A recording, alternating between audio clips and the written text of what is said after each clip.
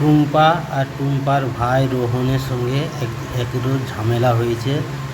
তুমুল ঝামেলা হওয়ার পরে দুজনে খুব ঝামেলা করার পরে টুম্পা খুব রেগে যায়। রোহনও কিন্তু পেছন হটে না। ও রেগে দুজনেই একে অপরের সঙ্গে ঝগড়া করে। অনেকক্ষণ ঝগড়া করার পরে দুজন দুদিক দিয়ে চলে যায়।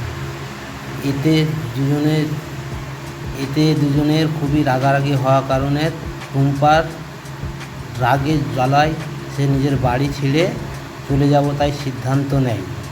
সে কি রাগ করে বাড়ি ছেড়ে নানির বাড়ি চলে যাচ্ছে আর বলে এই বাড়িতে আর আমি কোনোদিন ফিরে আসবো না, এখানে আর আমি আসবো না, এমন ভাইয়ের সঙ্গে আমি কথা বলবো না।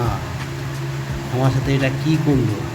আমি দিদি দেবো আমার সাথে ঝামেলা করছে, ওইটুকু বাচ্চা আমার সাথে মুখে মুখে তর্ক করছে, তাই তো একটুকু আমার ভাই আমাকে ভালোবাসে না, তাই আমি বাড়ি ছেড়ে চলে যাব। ওর ভাইয়ের ব্যবহারটা খুবই দুঃখ পেয়েছে, খুবই কষ্ট পেয়েছে, বাড়ি ছেড়ে চলে যেতে লাগে।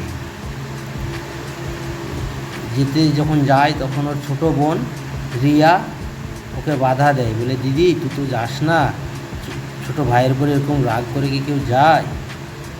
এখন তো বলেছে রাগের মাথায় কিছু, ওটা রাগ করিস না। টুম্পা বলে কি আমি তোর কথাও শুনবো না, তুই থাক আর তোর ভাই থাক, আমি চলে যাচ্ছি। সেই বলে সে চলে যায়। পথে যায় আর চিন্তা করে আর আমি আসবো না, নানির বাড়িতে গিয়ে থেকে যাব। ওর ছোটো বোন ওখানেও চলে আসে, এসে বলে দিদি যাস না, একা যাস না, মা বাবা রেগে যাবে। সে কোনো কথা শোনে না, সে চলে যায়।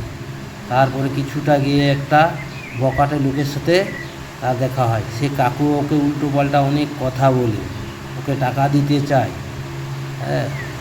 খুব বকাবকি করে, আর ও বিনতি করে কাকু আমার সাথে। তারপরে সে নানির বাড়ি গিয়ে দেখে ওর মা ওখানে আছে।